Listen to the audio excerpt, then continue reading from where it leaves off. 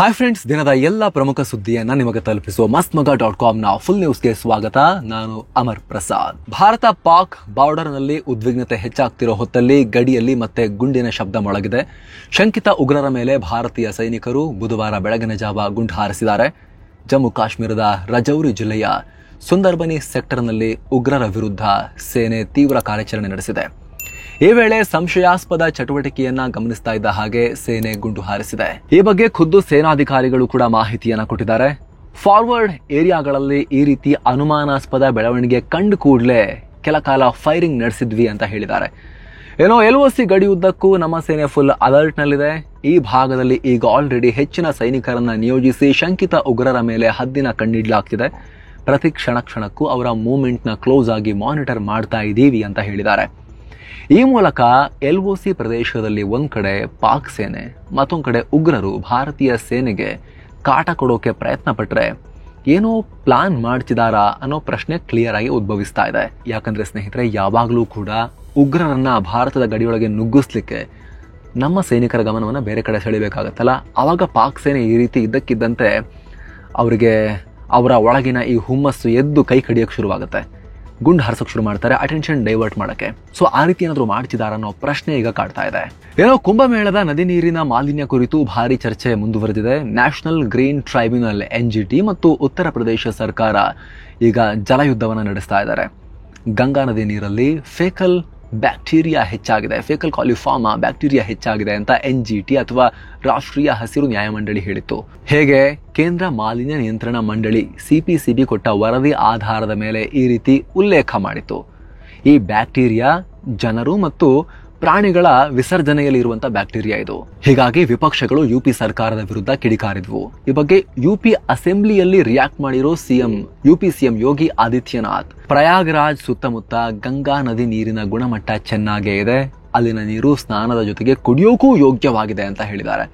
56 ಕೋಟಿಗೂ ಅಧಿಕ ಭಕ್ತಾದಿಗಳು ಈಗ ಆಲ್ರೆಡಿ ಪವಿತ್ರ ಸ್ನಾನ ಮಾಡಿದ್ದಾರೆ. ಹಲವಾರು ಸೆಲೆಬ್ರಿಟಿಗಳು ಕೂಡ ಪವಿತ್ರ ಸ್ನಾನ ಮಾಡಿದ್ದಾರೆ. ಆದರೆ ಕುಂಭಮೇಳದ ಬಗ್ಗೆ ಅಪಪ್ರಚಾರ ಮಾಡೋಕೆ ಈ ರೀತಿ ಮಾಡ್ತಾ ಇದ್ದಾರೆ ಅಂತ ಯೋಗಿ ಹೇಳಿದ್ದಾರೆ.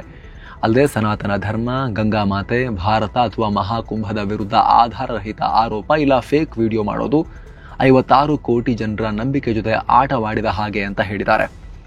ಆದರೆ ಹಸಿರು ನ್ಯಾಯಮಂಡಳಿ ಮಾತ್ರ UP ಮಾಲಿನ್ಯ ನಿಯಂತ್ರಣ ಮಂಡಳಿಯನ್ನ ಜಾಡಿಸೋದನ್ನ ಮುಂದುವರೆಸಿದೆ. ಪ್ರಯಾಗ್ರಾಜ್ನ ನದಿ ನೀರಿನ ಗುಣಮಟ್ಟವನ್ನು ಪರಿಶೀಲಿಸಿ ರಿಪೋರ್ಟ್ ಕೊಡಿ ಅಂತ ಕಳೆದ ವರ್ಷ ಡಿಸೆಂಬರ್ 23ನೇ ತಾರೀಕೆ NGTನೇ ಕೇಂದ್ರ ಮಾಲಿನ್ಯ ನಿಯಂತ್ರಣ ಮಂಡಳಿ ಮತ್ತು ಉತ್ತರ ಪ್ರದೇಶದ ಮಾಲಿನ್ಯ ನಿಯಂತ್ರಣ ಮಂಡಳಿಗೆ ಈ ಎರಡೂ ಸಂಸ್ಥೆಗಳಿಗೂ ಆದೇಶ ಕೊಟ್ಟಿತ್ತು. ಅದರಂತೆ CPCB ಫೆಬ್ರವರಿ 17ನೇ ತಾರೀಕು ರಿಪೋರ್ಟ್ ಸಬ್ಮಿಟ್ ಮಾಡಿತ್ತು.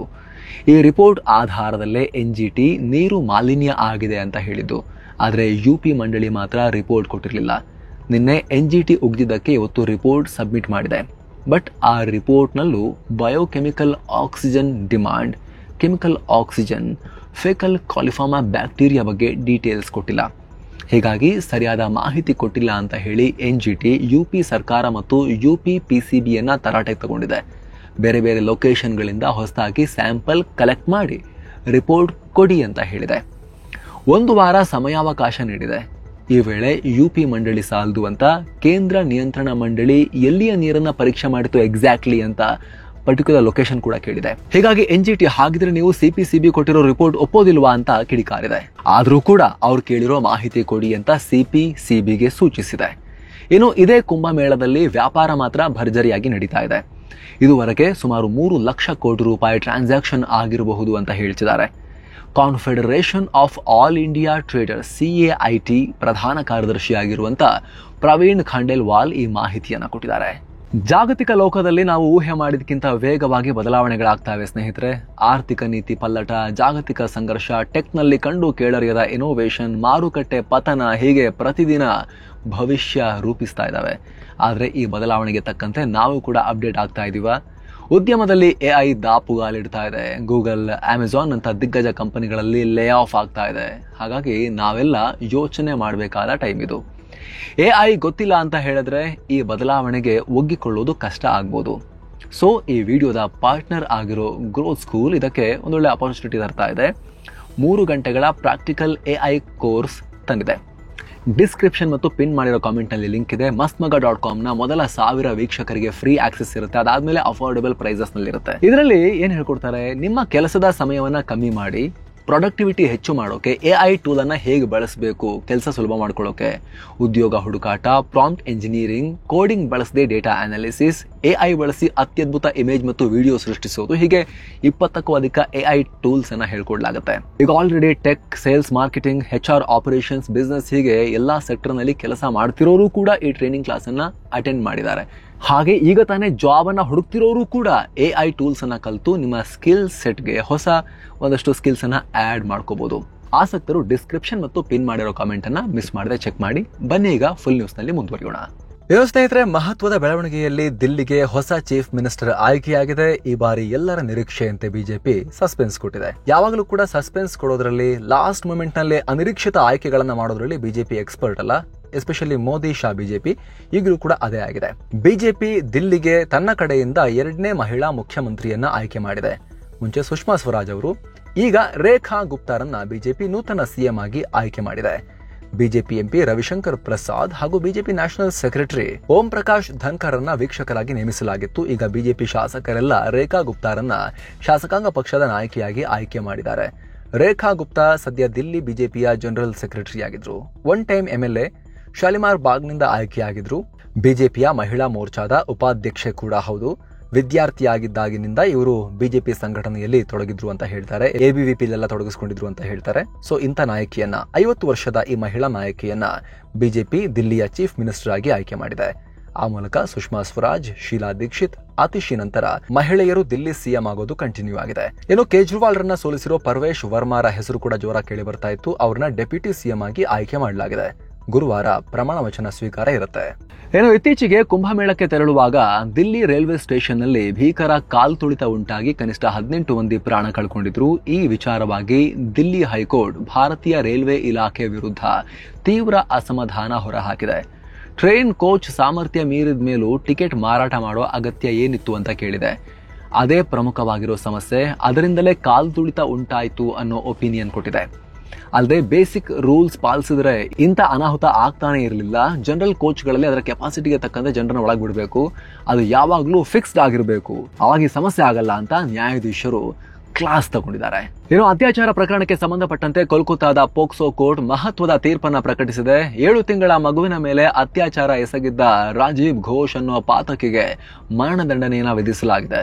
ಸಂತ್ರಸ್ತ ಮಗುವಿನ ಕುಟುಂಬಕ್ಕೆ 10 ಲಕ್ಷ ರೂಪಾಯಿ ಪರಿಹಾರವನ್ನ ಕೂಡ ಕೊಡಬೇಕು ಅಂತ ಆದೇಶಿಸಲಾಗಿದೆ. ಶಿಕ್ಷೆ ನೀಡೋ ವೇಳೆ ಈ ಕೇಸ್ನ ಅಪರೂಪದಲ್ಲಿ ಅಪರೂಪ, ರೇರೆಸ್ಟ್ ಆಫ್ ರೇರ್ ಕೇಸ್ ಅಂತ ಕರೆದಿರೋ ಜಸ್ಟಿಸ್ ಅಪರಾಧಿಗೆ ಬೇರೆ ಯಾವುದೇ ಕಮ್ಮಿ ಶಿಕ್ಷೆ ಕೊಡೋ ಬಗ್ಗೆ ಯೋಚಿಸೋಕು ಸಾಧ್ಯ ಇಲ್ಲ ಅಂತ ಕಟುವಾಗಿ ಹೇಳಿದ್ದಾರೆ. ಅಂದಹಾಗೆ ಕಳೆದ ವರ್ಷ ನವೆಂಬರ್ನಲ್ಲಿ ಬರ್ಟೊಲಾ ಪ್ರದೇಶದ ಪಾದಚಾರಿ ಮಾರ್ಗದಲ್ಲಿ ತನ್ನ ತಾಯಿಯ ಪಕ್ಕ ಮಲಗಿದ್ದ ಮಗುವನ್ನ ಹೊತ್ಕೊಂಡು ಹೋಗಿ ಈ ಕಾಮುಕ ಈ ಕ್ರೂರ ಕೃತ್ಯವನ್ನ ನಡೆಸಿದ. ಸಿಎಂ ಸಿದ್ದರಾಮಯ್ಯ ವಿರುದ್ಧದ ಮೂಡಾ ಹಗರಣದಲ್ಲಿ ಮಹತ್ವದ ಬೆಳವಣಿಗೆಯಾಗಿದೆ. ಈ ಕೇಸ್ನಲ್ಲಿ ಲೋಕಾಯುಕ್ತ ಅಧಿಕಾರಿಗಳ ತನಿಖೆ ಮುಗಿದಿದೆ. ತನಿಖಾ ವರದಿಯಲ್ಲಿ ಸಿಎಂ ಸಿದ್ದರಾಮಯ್ಯ ಸೇರಿದಂತೆ ಇತರ ಆರೋಪಿಗಳಿಗೆ ಲೋಕಾಯುಕ್ತ ಪೊಲೀಸರು ಕ್ಲೀನ್ ಚಿಟ್ ಕೊಟ್ಟಿದ್ದಾರೆ. ಈ ಸಂಬಂಧ ದೂರುದಾರ ಸ್ನೇಹಮಯಿ ಕೃಷ್ಣಗೆ ಲೋಕಾಯುಕ್ತರು ನೋಟಿಸ್ ಕೂಡ ಕೊಟ್ಟಿದ್ದಾರೆ. ಇದರಲ್ಲಿ ಸಾಕ್ಷ್ಯಾಧಾರಗಳ ಕೊರತೆ ಇದೆ ಅಂತ ಹೇಳಿದ್ದಾರೆ. ಆ ಕಾರಣದಿಂದ ಈ ಕೇಸ್ ತನಿಖೆಗೆ ಅರ್ಹವೇ ಅಲ್ಲ ಅಂತ ಹೇಳಿದ್ದಾರೆ. ಅಲ್ಲದೆ ಬಿ ರಿಪೋರ್ಟ್ ಹಾಕಿ ಕ್ಲೋಸ್ ಮಾಡ್ತಿದೀವಿ ಅಂತ ಮಾಹಿತಿ ಕೊಟ್ಟಿದ್ದಾರೆ. ರಾಜ್ಯ ಕಾನೂನು ಪದವಿ ಪರೀಕ್ಷೆಯ ಪ್ರಶ್ನೆ ಪತ್ರಿಕೆ ಸೋರಿಕೆ ಪ್ರಕರಣಕ್ಕೆ ಸಂಬಂಧಪಟ್ಟಂತೆ ಬೆಂಗಳೂರಿನ ಸಿಸಿಬಿ ಪೊಲೀಸರು 3 ಆರೋಪಿಗಳನ್ನ ಅರೆಸ್ಟ್ ಮಾಡಿದ್ದಾರೆ.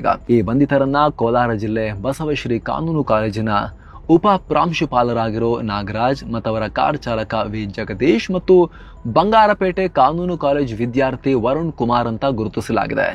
ಶಿರಾಡಿ ಘಾಟ್ನಲ್ಲಿ ಗ್ರೀನ್ ಫೀಲ್ಡ್ ಸುರಂಗ ಮಾರ್ಗ ನಿರ್ಮಾಣಕ್ಕೆ DPR detail project report ready ಮಾಡೋಕೆ ಕೇಂದ್ರ ಸರ್ಕಾರ ಈಗ ಒಪ್ಪಿಗೆಯನ್ನ ಕೊಟ್ಟಿದೆ. ಈ ಸುರಂಗ ಮಾರ್ಗ ನಿರ್ಮಾಣಕ್ಕೆ ದಕ್ಷಿಣ ಕನ್ನಡ ಜಿಲ್ಲೆ ಮತ್ತು ಮಲೆನಾಡು ಭಾಗದ ಸಂಸದರು ಕೇಂದ್ರ ಸರ್ಕಾರಕ್ಕೆ ತುಂಬಾ ಮನವಿ ಮಾಡ್ತಾನೆ ಇದ್ರು, ಜನ ಕೂಡ ಮನವಿ ಮಾಡ್ತಾ ಇದ್ರು. ಈಗ ಒಪ್ಪಿಗೆ ಸಿಕ್ಕಿದೆ. ಬೆಂಗಳೂರು ಮಂಗಳೂರು ನಡುವೆ ಸಂಪರ್ಕ ಕಲ್ಪಿಸೋ ಒಟ್ಟು 26 ಕಿಲೋಮೀಟರ್ ಉದ್ದದ ಯೋಜನೆ ಇದಾಗಿದೆ. ಇದರಲ್ಲಿ ಶಿರಾಡಿ ಘಾಟ್ನ ಮಾರನಹಳ್ಳಿ ಅನ್ನೋ ಜಾಗದಿಂದ ಅಡ್ಡಹೊಳೆ ಅನ್ನೋ ಪ್ರದೇಶದವರೆಗೆ ಒಟ್ಟು 3.8 ಕಿಲೋಮೀಟರ್ ಸುರಂಗ ಮಾರ್ಗ ಇರುತ್ತೆ.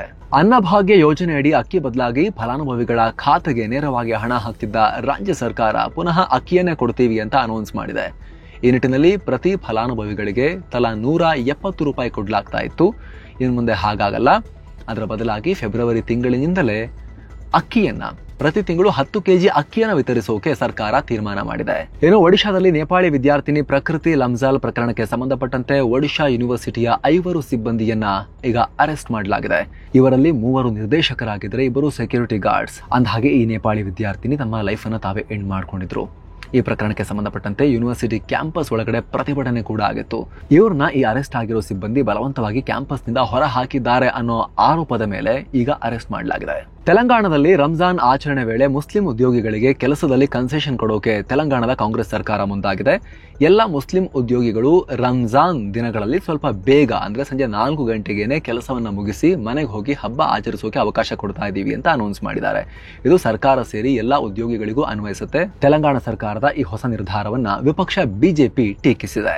ಒಂದು ಧರ್ಮವನ್ನ ಮೆಚ್ಚಿಸೋಕೆ ಈ ರೀತಿ ಮಾಡ್ತಾ ಇದ್ದಾರೆ. ಆ ರೀತಿ ಧಾರ್ಮಿಕ ಕಾರಣಗಳಿಗಾಗಿ ಉಪವಾಸ ಮಾಡ್ತಾರೆ ಅಂತ ಹೇಳಿದ್ರೆ ಎಲ್ಲ ಧರ್ಮಗಳಲ್ಲೂ ಮಾಡ್ತಾರೆ, ಹಿಂದೂಗಳು ಮಾಡ್ತಾರೆ. ಆ ರೀತಿ ಎಲ್ಲ ಕನ್ಸೆಷನ್ ಕೊಡಕ್ಕಾಗತ್ತಾ ಅಂತ ಬಿಜೆಪಿ ಪ್ರಶ್ನಿಸ್ತಾ ಇದೀವಿ ನಾವು ಅಂತ ಹೇಳಿದೆ. ಕೇರಳದ ಪಳ್ಳಿಕ ಗ್ರಾಮದಲ್ಲಿ ಇಂಟ್ರೆಸ್ಟಿಂಗ್ ದೂರು ಬಂದಿದೆ, ಕಂಪ್ಲೇಂಟ್ ದಾಖಲಾಗಿದೆ. ಮುಂಜಾನೆ 3 ಗಂಟೆಗೆ ಪಕ್ಕದ ಮನೆಯ ಹುಂಜ ಎದ್ದು ನಿಂತ್ಕೊಂಡು ಕೂಗೋಕೆ ಶುರು ಮಾಡುತ್ತೆ. ಇದರಿಂದ ನಿದ್ರೆಗೆ ಸಮಸ್ಯೆ ಆಗ್ತಾ ಇದೆ ಅಂತ ರಾಧಾಕೃಷ್ಣ ಕುರುಪ್ ಅನ್ನೋರು ರೆವಿನ್ಯೂ ಡಿವಿಷನ್ ಆಫೀಸರ್ ಬಳಿ ಕಂಪ್ಲೇಂಟ್ ಕೊಟ್ಟಿದ್ರು. ಈ ದೂರಿನ ಸಂಬಂಧ ತನಿಖೆ ಕೂಡ ನಡೆದಿದೆ. ತಕ್ಷಣವೇ ಆ ಹುಂಜ ಬೇರೆ ಕಡೆಗೆ ಸ್ಥಳಾಂತರಿಸುವಂತೆ 14 ದಿನಗಳ ಗಡುವು ಕೂಡ ಕೊಡಲಾಗಿದೆ. ಎಷ್ಟು ಪುರ್ಸೋತಿದೆ ನೋಡಿ ಜನಕ್ಕೆ. ಫುಟ್ಬಾಲ್ ಗ್ರೌಂಡ್ ನಲ್ಲಿ ಪಟಾಕಿ ಸ್ಫೋಟಗೊಂಡಿದ್ದರಿಂದ 30ಕ್ಕೂ ಅಧಿಕ ಜನ ಗಾಯಗೊಂಡಿರೋ ಘಟನೆ ಕೇರಳದ ಆರೋಕೋಡ್ ಪ್ರದೇಶದ ಬಳಿ ನಡೆದಿದೆ. ಹಾಗೆ ಇನ್ನು ಚಾಂಪಿಯನ್ಸ್ ಟ್ರೋಫಿ ವಿಚಾರವಾಗಿ ಪಾಕ್ನ ಸ್ಟೇಡಿಯಂನಲ್ಲಿ ಭಾರತದ ತ್ರಿವರ್ಣ ಧ್ವಜವನ್ನ ಪ್ರದರ್ಶಿಸಿಲ್ಲ ಅಂತ ಭಾರಿ ಆಕ್ರೋಶ ಕೇಳಿಬಂದಿತ್ತು. ಅದರ ಬೆನ್ನಲ್ಲೇ ಪಾಕಿಸ್ತಾನ ಕರಾಚಿ ಸ್ಟೇಡಿಯಂನಲ್ಲಿ ಭಾರತದ ಧ್ವಜವನ್ನ ಹಾರಿಸುವ ನಿರ್ಧಾರ ಮಾಡಿದೆ. ಕಡೆಗೂ ದಾರಿಗೆ ಬಂದಿದ್ದಾರೆ. ಭಾರತ ಪಾಕಿಸ್ತಾನಕ್ಕೆ ಬರ್ತಾ ಇಲ್ಲ, ನಾವೇನಕ್ಕೆ ಹಾಕ್ಬೇಕು ಅಂತ ಹೇಳಿದ್ರು. ಭಾರತದ ಷೇರುಪೇಟೆ ಇವತ್ತು ಕೂಡ ಫ್ಲಾಟೇ. ದಿನದ ವಹಿವಾಟಿನ ಅಂತ್ಯಕ್ಕೆ ಸೆನ್ಸೆಕ್ಸ್ 28 ಪಾಯಿಂಟ್ಸ್ ಕಮ್ಮಿಯಾಗಿ 75,939, ನಿಫ್ಟಿ 12 ಪಾಯಿಂಟ್ ಬಿದ್ದು 22,932 ಆಗಿದೆ. ಓಪನಿಂಗ್ ನಲ್ಲಿ ಭಾರಿ ಸೆಲ್ ಆಫ್ ಕಂಡು ಬಂದಿದೆ. ಫಾರ್ಮಾ ಮತ್ತು ಐಟಿ ಸೆಕ್ಟರ್ ನಲ್ಲಿ ಲಾಸ್ ಉಂಟಾಗಿದೆ. ಆದರೆ ಫಿನಾನ್ಷಿಯಲ್ ಸ್ಟಾಕ್ಸ್ ರಿಕವರ್ ಮಾಡಿಕೊಂಡಿವೆ.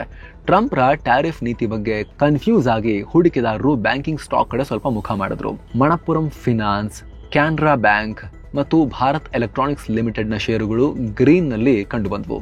ಆ ಕಡೆಗೆ doctor Reddy's laboratories, Tata consultancy services, Infosys, Hindustan Unilever ಮತ್ತು ಅದಾನಿ ಎಂಟರ್ಪ್ರೈಸಸ್ ಸ್ಟಾಕ್ಗಳು ರೆಡ್ ನಲ್ಲಿದ್ವು. ಡಾಲರ್ ಮುಂದೆ ರೂಪಾಯಿ ಮೌಲ್ಯ ಏನಾಯ್ತು ಅಂತ ನೋಡಿದ್ರೆ 8 ಪೈಸೆ ಜಾಸ್ತಿಯಾಗಿ 86 ರೂಪಾಯಿ 88 ಪೈಸೆ ಆಗಿದೆ. ಚಿನ್ನ ಮತ್ತು ಬೆಳ್ಳಿ ಬೆಲೆ ವಿಚಾರಕ್ಕೆ ಬಂದ್ರೆ 24 ಕ್ಯಾರೆಟ್ನ 10 ಗ್ರಾಂ ಚಿನ್ನದ ಬೆಲೆಯಲ್ಲಿ 1043 ರೂಪಾಯಿ ಹೆಚ್ಚಾಗಿ 86,733 ರೂಪಾಯಿ ಆಗಿದೆ. 22 ಕ್ಯಾರೆಟ್ನ 10 ಗ್ರಾಂ ಚಿನ್ನದ ಬೆಲೆಯಲ್ಲಿ 958 ರೂಪಾಯಿ ಹೆಚ್ಚಾಗಿ 79,450 ರೂಪಾಯಿ ಆಗಿದೆ. 1 ಕೆಜಿ ಬೆಳ್ಳಿ ಬೆಲೆಯಲ್ಲಿ 1,543 ರೂಪಾಯಿ ಹೆಚ್ಚಾಗಿ 97,566 ರೂಪಾಯಿ ಆಗಿದೆ. ಸೊ ಫ್ರೆಂಡ್ಸ್, ಇದಾಗಿತ್ತು ಇವತ್ತಿನ ಫುಲ್ ನ್ಯೂಸ್. ನಾವು ಕುಯ್ದಿಲ್ಲ, ಎಳೆದಿಲ್ಲ, ಕಿರ್ಚಾಡಿಲ್ಲ, ಬರೀ ಸುದ್ದಿಯ ರೀತಿಯಲ್ಲಿ ತಲುಪಿಸುವ ಪ್ರಯತ್ನವನ್ನ ಮಾಡಿದ್ದೀವಿ. ನಮ್ಮ ಈ ಪ್ರಯತ್ನ ನಿಮಗೆ ಇಷ್ಟ ಆಗ್ತಾ ಇದ್ರೆ ದಯವಿಟ್ಟು mastmaga.com ನ ಚಾನಲ್ಗೆ ಸಬ್ಸ್ಕ್ರೈಬ್ ಮಾಡಿ, ಪಕ್ಕದ ಬೆಲ್ ಐಕಾನ್ ಮೇಲೆ ಕ್ಲಿಕ್ ಮಾಡೋದನ್ನ ಯಾವುದೇ ಕಾರಣಕ್ಕೂ ಮರಿಬೇಡಿ. Thank you so much. ಮತ್ತೆ ಭೇಟಿ ಆಗ್ತಿರೋಣ. ನಮಸ್ತೆ.